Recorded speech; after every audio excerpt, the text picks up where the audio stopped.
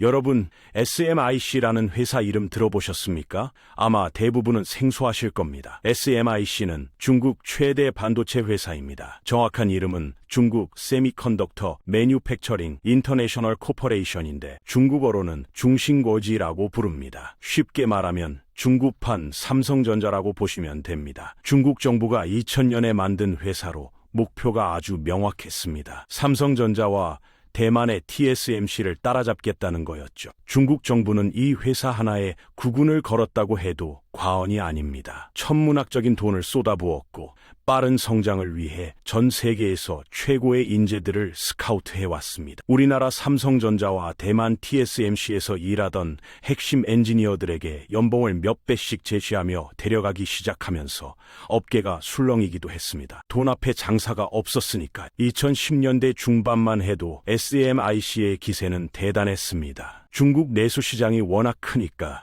거기서 쌓은 자본으로 빠르게 성장했습니다. 이 속도라면 10년 안에 삼성을 따라잡을 수 있다는 전망이 나왔을 정도였죠. 실제로 중국 정부는 반도체 굴기라는 이름으로 130조 원이 넘는 돈을 SMIC를 비롯한 중국 반도체 산업에 쏟아부었습니다. 이는 우리나라 1년 예산과 맞먹는 어마어마한 규모입니다. 그런데 2026년 지금 상황은 어떻게 됐을까요? SMIC는 삼성전자를 따라잡기는커녕 오히려 격차가 더 벌어졌습니다. 10년 전만 해도 기술 격차가 한 3년 정도였는데 지금은 10년 이상 벌어졌다는 분석이 나옵니다. 삼성전자는 3나미터 반도체를 양산하고 있는데 SMIC는 7나미터도 제대로 못 만들고 있습니다. 숫자가 작을수록 더 좋은 건데 삼성이 만드는 게 훨씬 더 정교하고 성능이 뛰어나다는 얘기죠. 더 놀라운 건 돈을 쓴 규모입니다. SMIC와 중국 반도체 기업들이 쓴 돈이 삼성전자보다 압도적으로 많습니다. 그런데도 기술 격차는 더 벌어졌습니다. 도대체 왜 이런 일이 벌어진 걸까요? 그리고 삼성전자는 어떻게 해서 이 격차를 더 벌릴 수 있었던 걸까요? 오늘 이 영상에서는 중국 SMIC가 천문학적인 돈을 쏟아붓고도 왜 실패하고 있는지, 그리고 우리 삼성전자는 어떻게 해서 세계 최고 자리를 지키고 있는지 그 비밀을 낱낱이 파헤쳐 보겠습니다. 영상 시작 전 1초만 시간 내셔서 구독과 좋아요 부탁드립니다. 여러분의 응원이 영상 제작에 큰 힘이 됩니다. 사실 이 이야기는 단순히 기업 간의 경쟁이 아닙니다. 돈으로 살 수 있는 것과 살 수 없는 것이 무엇인지, 그리고 진짜 기술력이란 무엇인지를 보여주는 아주 중요한 교훈이 담겨 있습니다. 삼성전자가 반도체 사업을 시작한 게 바로 서울 올림픽이 열리던 1988년입니다.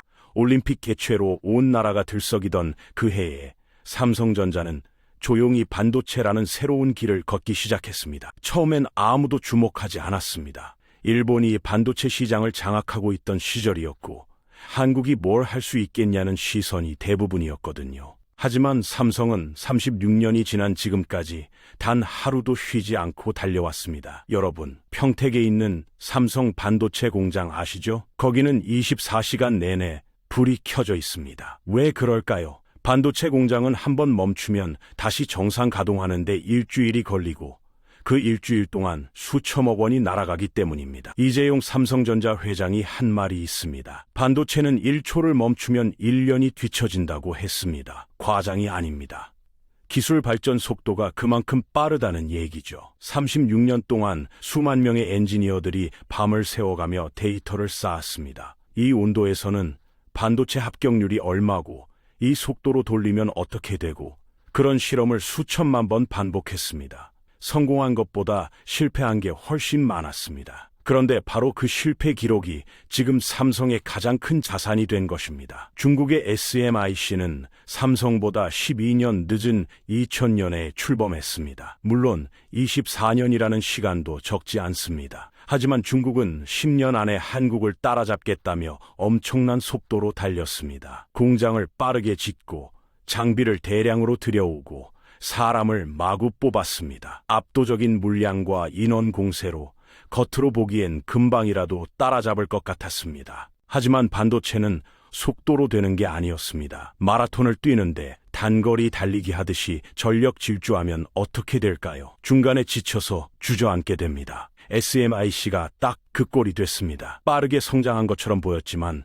기초 체력이 없었던 겁니다. 삼성이 36년 동안 천천히 쌓아온 노하우, 실패를 통해 배운 교훈, 수만 명이 협력하는 시스템, 이런 것들은 돈으로 살 수 없는 것들이었습니다. 더 중요한 건 삼성은 그 36년 동안 한 번도 방향을 잃지 않았다는 겁니다. 처음부터 끝까지 반도체 하나만 봤습니다. IMF 때도, 금융위기 때도, 코로나 때도 흔들리지 않았습니다.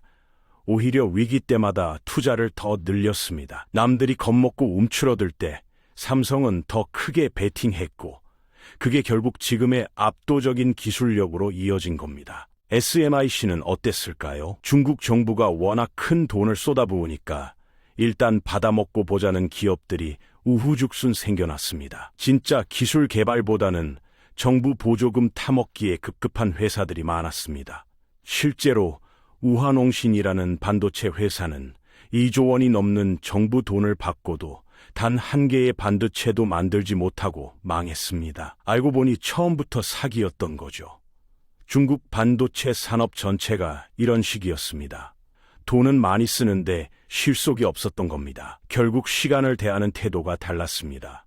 삼성은 시간을 견뎠고 SMIC는 시간을 건너뛰려 했습니다. 그 차이가 지금의 결과를 만들어낸 겁니다. 중국의 SMIC가 부딪힌 첫 번째 벽은 바로 장비였습니다. 반도체를 만들려면 특수한 기계가 필요한데 그 중에서도 가장 중요한 게 EUV 장비라는 겁니다. 이 기계 하나가 한 대에 2,500억 원입니다. 아파트 한 채 값이 아니라 아파트 단지 하나를 통째로 살 수 있는 돈입니다. 그런데 이 기계를 만드는 회사가 전 세계에 단 한 곳밖에 없습니다. 네덜란드에 있는 ASMA라는 회사입니다. 삼성전자는 이 EUV 장비를 수십 대 보유하고 있습니다. 평택 공장에만 수십 대가 24시간 쉬지 않고 돌아가면서 3나노미터 반도체를 만들어냅니다. 대만의 TSMC도 마찬가지죠. 이 두 회사가 전 세계 최첨단 반도체를 거의 독점하고 있는 이유가 바로 이 기계를 가지고 있기 때문입니다. 돈만 있다고 살 수 있는 게 아니거든요.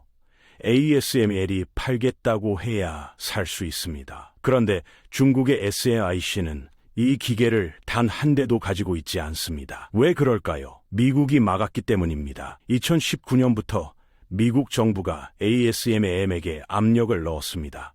중국에는 EUV 장비를 팔지 말란 거였습니다. 네덜란드 회사인데 왜 미국 말을 들어야 하냐고 생각하실 수 있는데 이유가 있습니다. EUV 장비를 만들 때 들어가는 핵심 부품 중 상당수가 미국산입니다. 미국이 부품 수출을 막으면 ASML도 기계를 못 만듭니다. 결국 네덜란드 회사도 미국 눈치를 볼 수밖에 없는 구조입니다. 중국의 SMIC는 여기서 포기하지 않고 우회로를 찾았습니다. 구형 장비를 사서 그걸로 버텨보겠다는 겁니다. EUV가 없으면 그 전 세대 장비인 DUV라는 걸 쓰면 됩니다. 실제로 이 방법으로 7나노미터 반도체를 만드는 데 성공했다고 발표했습니다. 2023년에 화웨이가 자체 개발한 스마트폰을 공개하면서 중국 반도체 굴기가 성공했다는 분위기가 형성되기도 했습니다. 하지만 속을 들여다보면 이야기가 달라집니다. EUV 장비로 한 번에 끝나는 공정을 DUV 장비로는 서너 번 반복해야 합니다. 프린터로 비유하자면 한 번에 선명하게 찍어야 할 걸 흐릿하게 여러 번 겹쳐 찍는 셈입니다. 당연히 시간도 오래 걸리고 불량률도 높아집니다. 분석에 따르면 중국의 SMIC가 이 방식으로 만든 7나노 칩의 합격률이 50%도 안 된다고 합니다. 100개를 만들면 절반 이상이 쓰레기통으로 직행한다는 얘기입니다. 삼성전자는 3나노 칩을 만들 때 합격률이 95%가 넘습니다. 100개를 만들면 95개 이상이 정상 제품으로 나옵니다. 이게 기술력의 차이입니다. 중국의 SMIC는 구형 장비로 억지로 만들어내니까 비용이 몇 배로 뛰는 겁니다. 칩 하나 만드는 원가가 삼성의 서너 배가 되니까 가격 경쟁력이 없습니다. 팔아봤자 손해입니다. 그래서 화웨이 스마트폰을 중국 내수용으로만 판매하고 해외에는 못 내보내는 겁니다. 결국 장비라는 벽을 넘지 못한 겁니다. 돈이 아무리 많아도 미국이 막으면 살 수가 없고 구형 장비로 우회하면 경쟁력이 없습니다. 중국의 SMIC는 여기서 막혔습니다. 장비 문제도 심각한데 중국의 SMIC에게는 더 치명적인 약점이 있습니다. 바로 소재입니다. 반도체를 만들 때 포토레지스트라는 특수한 액체가 필요한데 이게 없으면 아무것도 못 만듭니다. 쉽게 말하면 반도체용 잉크라고 보시면 됩니다. 프린터에 비유하자면 프린터는 한 번 사면 몇 년은 쓰는데 잉크는 계속 사야 하지 않습니까? 반도체도 똑같습니다. 공장을 지어놓고 장비를 설치해 놓아도 이 잉크가 없으면 한 개도 못 만듭니다. 이 포토레지스트를 누가 만드냐면 일본입니다. 전 세계 물량의 70%를 일본이 만듭니다. 특히 최첨단 반도체에 쓰이는 고급 포토레지스트는 거의 95%를 일본이 독점하고 있습니다. JESR, 도쿄 오카공업, 시네츠 화학 같은 일본 기업들이 이 시장을 완전히 장악하고 있는 겁니다. 삼성전자도 일본산 포토레지스트를 씁니다.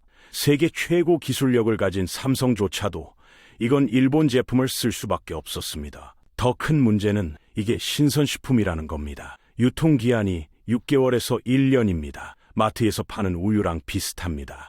10년치를 미리 사둘 수 없다는 얘기입니다. 매주 일본에서 계속 공급받아야 공장이 돌아갑니다. 일본이 오늘 안 팔겠다고 하면 중국 공장은 몇 달 안에 멈춥니다. 130조 원 들여 지은 공장이 손바닥만 한 유리병 하나 때문에 무릎 꿇는 겁니다. 중국의 SMIC는 여기서 더 큰 문제에 직면했습니다. 구형 장비로 7나노를 만들려면 포토레지스트를 서너 배 더 써야 합니다. 정상적인 공정이라면 한 병으로 끝날 일을 중국은 4병을 써야 하는 겁니다. 그만큼 일본 의존도가 더 높아진다는 얘기입니다. 자립하겠다고 우회 방법을 쓰는데 오히려 일본에 더 많이 의존하게 되는 아이러니한 상황이 벌어진 겁니다. 일본도 가만히 있지 않았습니다. 2024년 말 포토레지스트 세계 1위 기업인 JESR을 일본 정부가 직접 인수했습니다. 민간 기업을 국가가 사버린 겁니다. 왜 그랬을까요? 이제 포토레지스트 공급을 정치적으로 조절할 수 있다는 뜻입니다. 중국이 마음에 안 들면 공급을 줄이거나 심사를 지연시킬 수 있습니다. 유통기한이 6개월인데 수출 심사를 2달만 지연시켜도 쓸모없는 폐기물이 됩니다. 대포 한 방 쏘지 않고도 중국 반도체 공장을 멈출 수 있는 겁니다. 우리나라는 어땠을까요? 사실 우리도 2019년에 비슷한 위기를 겪었습니다. 일본이 한국의 포토레지스트 수출을 규제하겠다고 발표했을 때 정부와 업계가 발칵 뒤집혔습니다. 삼성과 SK하이닉스 공장이 멈출 수 있다는 공포가 퍼졌습니다. 하지만 우리는 지독한 노력 끝에 5년 만에 이 문제를 해결했습니다. 동진세미캠이라는 국내 중소기업이 국산화에 성공했고 일본 기업들도 아예 한국에 공장을 지었습니다. 도쿄 오카공업은 인천 송도에 대규모 생산시설을 만들었습니다. 한국 시장을 잃기 싫었던 겁니다. 지금 삼성전자는 이중 안전장치를 확보했습니다. 국산 포토레지스트도 있고 일본 기업이 한국에서 만든 제품도 쓸 수 있습니다. 일본이 다시 수출 규제를 해도 큰 타격이 없는 구조가 된 겁니다. 중국의 SMIC는 그렇지 못합니다. 오로지 일본산만 쓸 수 있고 대안이 없습니다. 일본이 수도꼭지를 잠그는 순간 모든 게 멈춥니다. 중국 반도체 업계에서 나온 말이 있습니다. 쌀이 없어서 밥을 지을 수 없게 되었다고 했습니다.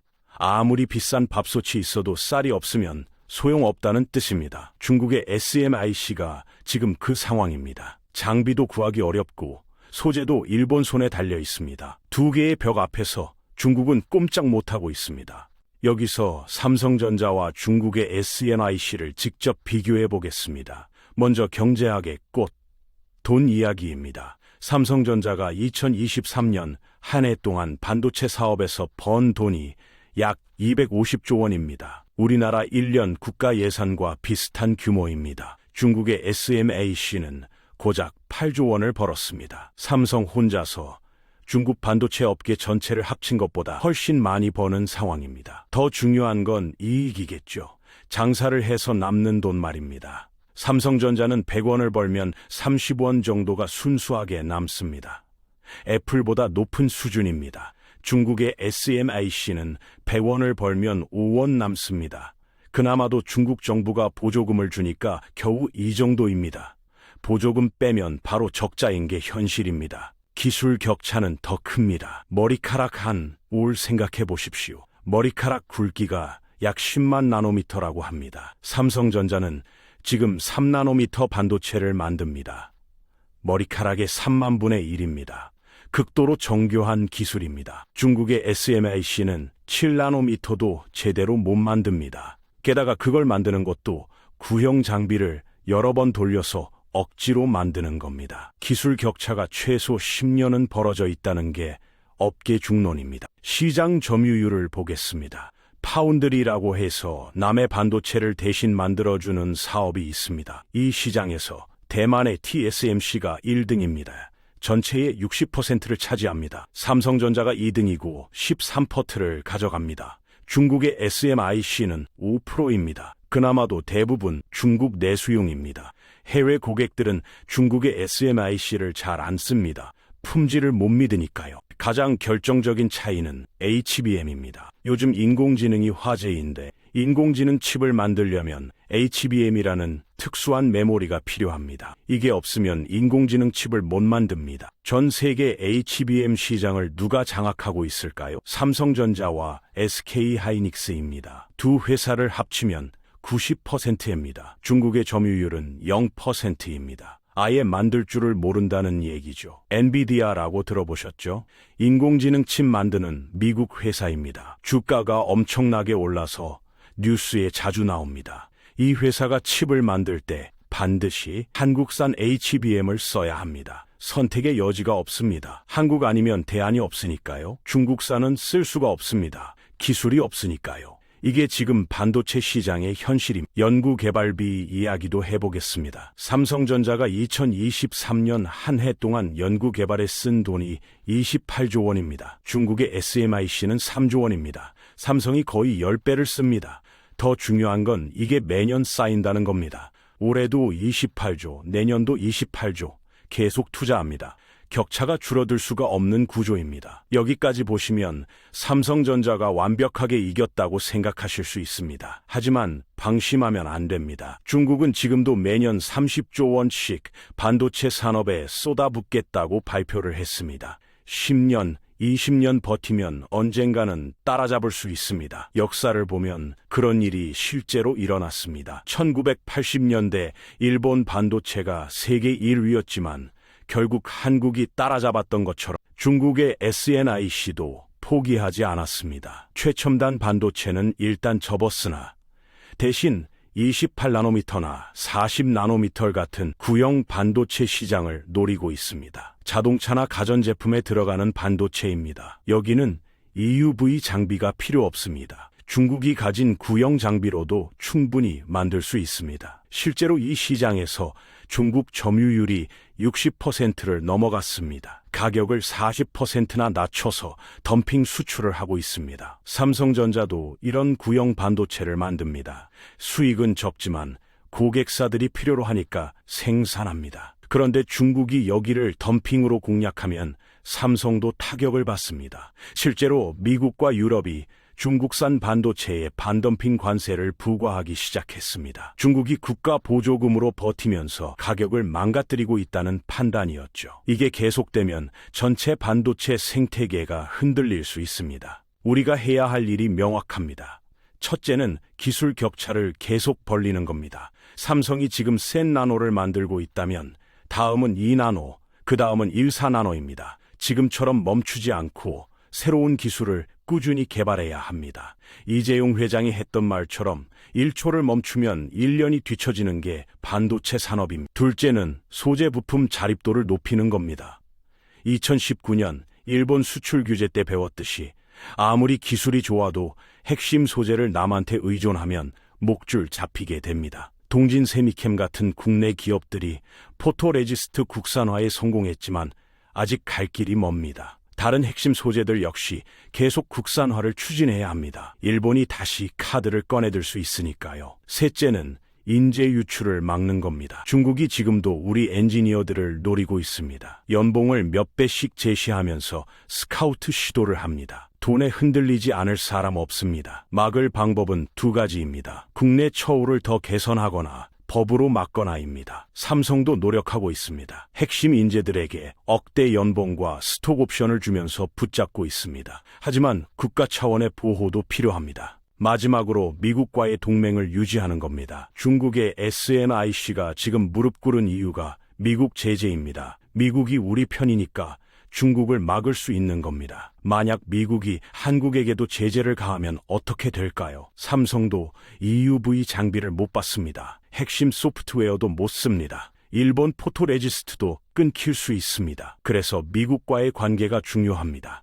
기술 동맹을 계속 강화해야 합니다. 우리는 2019년을 기억해야 할 겁니다. 일본이 수출 규제를 발표했을 때 언론에서는 난리였습니다. 삼성 반도체 끝났다. 한국 경제 무너진다는 비관론이 쏟아졌습니다. 하지만 5년이 지난 지금 결과는 어떻습니까? 삼성전자는 세계 2위 파운드리 자리를 더 확고하게 다졌고 국내 소재 기업들은 동반 성장했습니다. 일본 기업들은 오히려 한국에 공장을 지었습니다. 위기를 기회로 바꾼 겁니다. 하지만 절대 자만하면 안 됩니다. 역사는 반복됩니다. 1980년대에 일본이 우리를 무시했고 결국 추월당했습니다.